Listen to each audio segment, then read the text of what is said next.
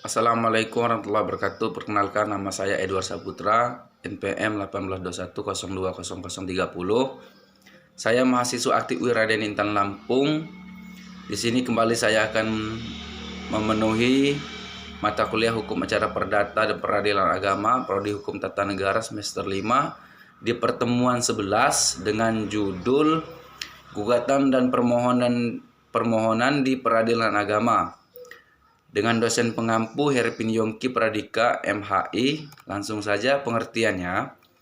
Gugatan adalah surat yang diajukan oleh penggugat pada ketua pengadilan yang berwenang yang memuat tuntutan hak yang di dalamnya mengandung suatu sengketa dan merupakan dasar landasan pemeriksaan perkara dan suatu pembuktian kebenaran suatu hak.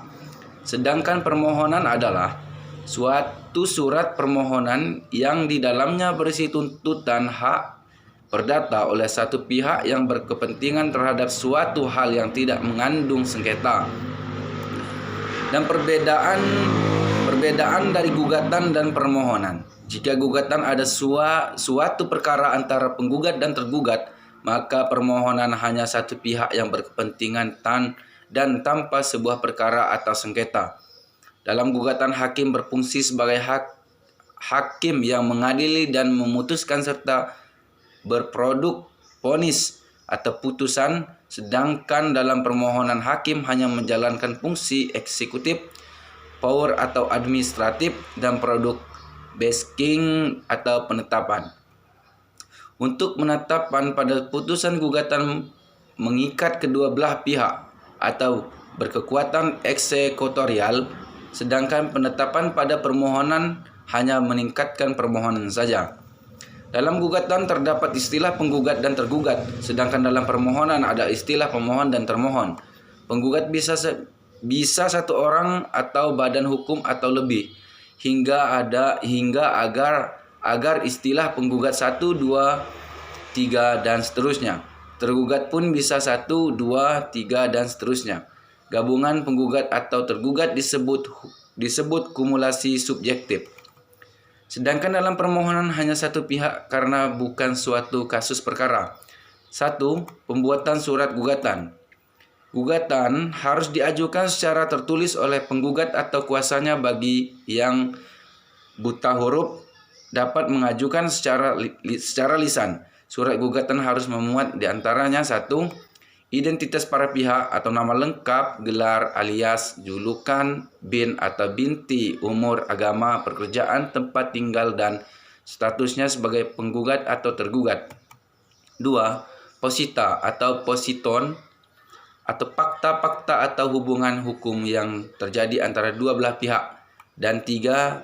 Petita atau petitum atau isi tuntutan. 2. Pembuatan surat permohonan. Surat permohonan tidak jauh beda dari isi gugatan surat gugatan, yaitu identitas, petita, dan posita. Hanya saja pada surat permohonan tidak dijumpai kalimat berlawanan dengan duduk perkaranya dan permintaan membayar biaya perkara kepada pihak lain. Kelengkapan surat gugatan dan permohonan. 1. Surat permohonan atau gugatan tertulis, kecuali bagi yang buta huruf yang menyampaikannya kepada kuasa atau pada pengadilan agama, ketua hakim, seperti pada kasus gugatan cerai. Surat gugatan atau surat permohonan yang dibuat sendiri atau lewat kuasanya ditunjukkan kepada pengadilan yang berwenang. 3. Fotokopi identitas seperti KTP.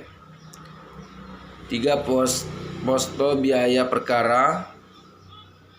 Dan bagi yang miskin dapat mengajukan dispensasi biaya dengan membawa surat keterangan miskin dari kelurahan atau kecamatan. 4. Surat keterangan kematian atau perkara waris. 5.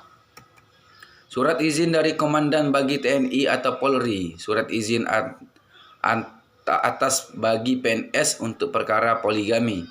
6. Surat persetujuan tertulis dari istri atau istri-istrinya untuk perkara poligami.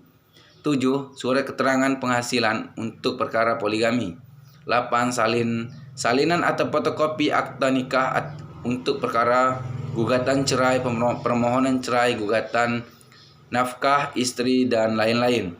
9. Salinan atau fotokopi akte cerai untuk perkara nafkah idah, gugatan tentang mut'ah. 10. Surat keterangan untuk bercerai dari kelurahan. Sekian, terima kasih. Saya akhiri, wabillahi taufiq wal hidayah, waridho wal inayah. Wassalamualaikum warahmatullahi wabarakatuh.